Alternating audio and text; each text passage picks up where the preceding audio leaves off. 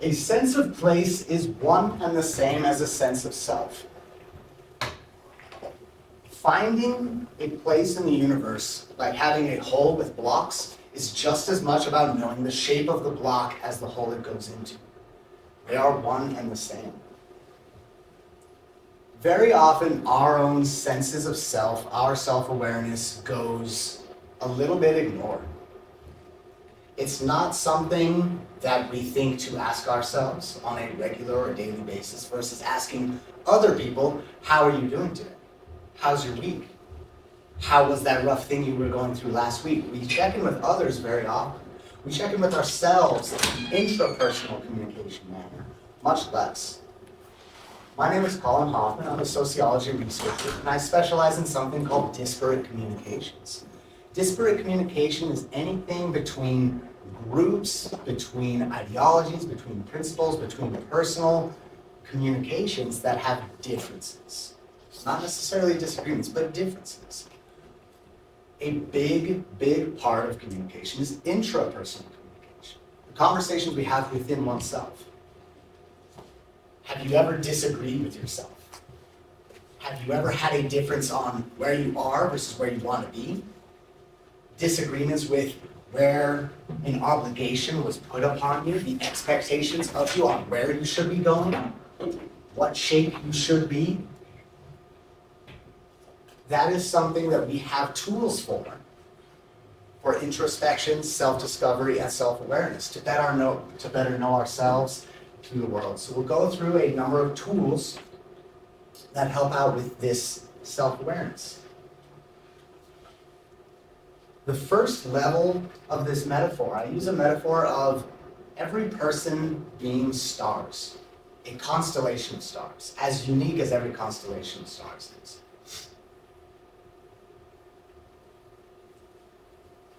A star by itself out in space, with nothing else to compare it to, is a stage of self-discovery. In self-discovery, we ask this question of, what am I? When you're in a vacuum, when you are alone, when you don't have anything else to compare yourself to around in the world, are you lonely? Are you independent? Are you red? Are you blue? Are you introverted? Are you extroverted? Are you happy? Are you fulfilled? Those are great questions to ask yourself. Often we do in times of peril or times of change. Those are also questions you can ask yourself in times of regularity as well.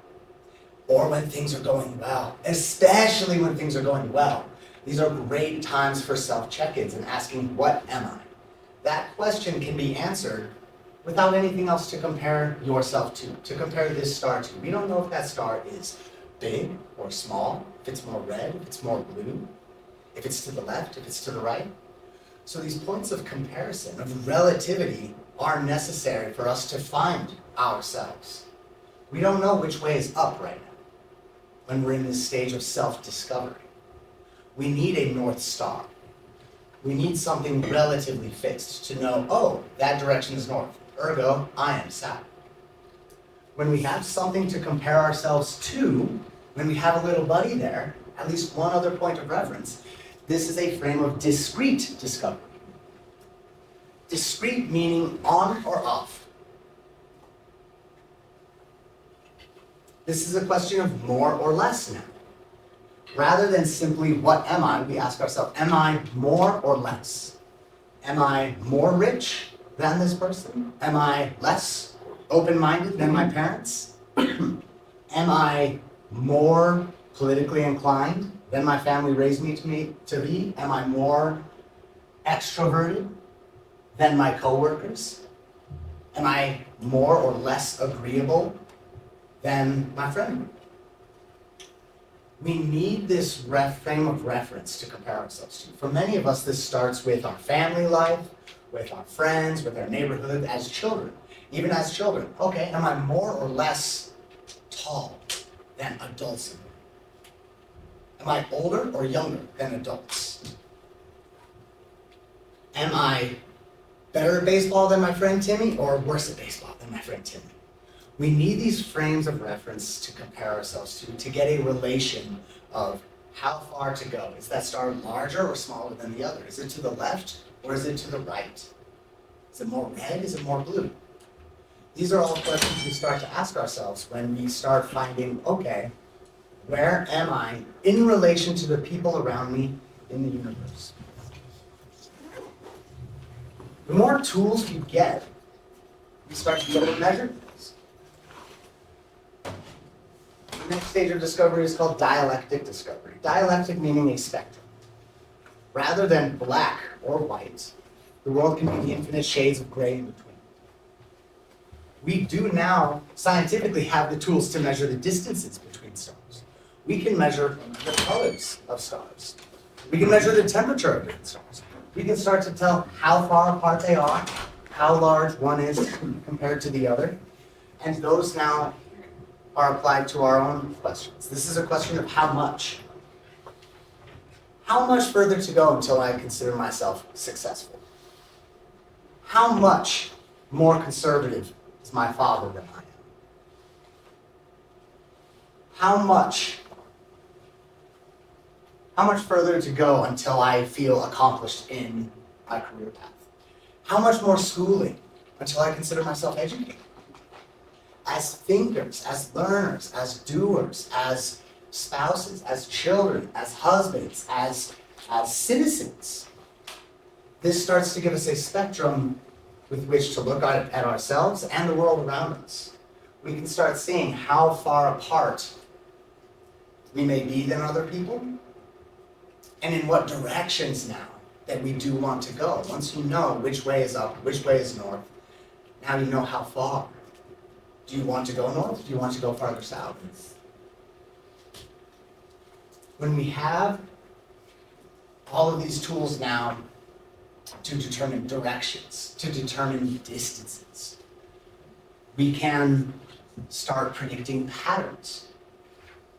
Patterns are deterministic, meaning we can determine how far something is and how fast I want to go get it. When we have this North Star of reference, that gives us a direction we want to go. We can determine how far I want to go. How far do I want to go in my career? How far do I want to go carrying my family's traditions? How far away from my family's traditions do I want to get? Stars, like many other things, have orbits. They are patternistic. They are predictable. We can determine every 29 and a half days when we see a full moon in the sky. We can determine how many days it is for us to make one full rotation around our sun. These patterns are not just predictable of what had happened in the past, but what will happen in the future. This question, this self-discovery tool, is to ask when.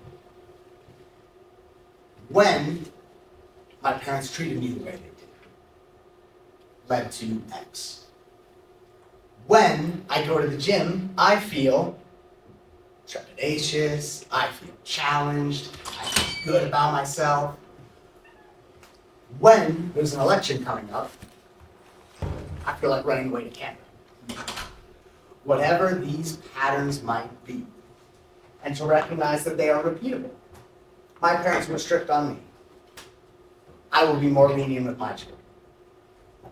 They, in turn, may give their children more structure. Recognizing that these patterns all have directions. If we come across ourselves or another person going in a direction in life, it's usually for a reason. Using the star analogy, if I am a star traveling north, is that because I'm running away from something in the south? Something in the south exploded the star to go that direction? Or is something pulling me towards the north? Can it be both? Very often with our perceptions of other people and their discoveries as well, you can start to track this deterministic question of, oh, when did that happen? When will you get where you're going? And we ask these questions of self-discovery of ourselves as well. When I see something I like, I compliment it.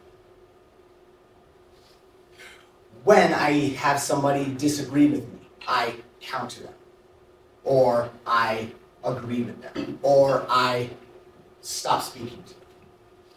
When you discover something new, do you like to learn about it? Or do you like to run to something more familiar for yourself that you know more intimately?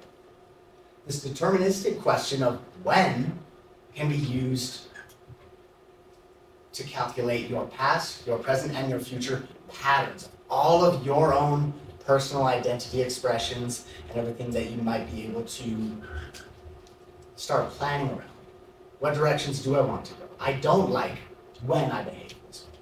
I do like when I behave this way. Personal identity demographics. It's a fancy term for all of the little points that make up the constellation that we are. We've all seen somebody a block away that you've never met in your life, and you know exactly how they vote. They want you to know. That star is not just integral to their personality, to their identity, and to their expression. It is so bright and so loud that everyone outside of them can see it. We've been in the room with people where you do not need to ask their sexuality. You do not need to ask their pronouns because it is that loud and clear. They want it to be. All of these little points of self-discovery can be things like our political ideology. Is it different or is it the same as my parents? They can be our gender and sexual expression compared to what society may think of us, compared to what our partners may want, compared to our friend groups and our social groups. What kind of worker are you? Do you like to be on time? Do you want to be more on time than your coworkers? When would you consider yourself being an overachiever? As a thinker, as a learner, as a doer, as an athlete, as a citizen, as a stranger. These constellations of ourselves can be very bright, can be very loud to other people. Other stars may not be in somebody's own personal identity. Some people may not care whatsoever about their political ideology or their sexual and gender identity expression. They just don't care. It's not even something they consider in them. These constellations that we have can draw the lines between all of the little details that make you you. They can be very vast and complex. They can be quite simple, just like Orion's belt. Those are the only 3 stars you've got and you want to pick out in the night sky, perfectly fine. The way that they tie together and the way that these constellations, the constellation of yourself ties into the night sky, is as unique to you as there are people in the world.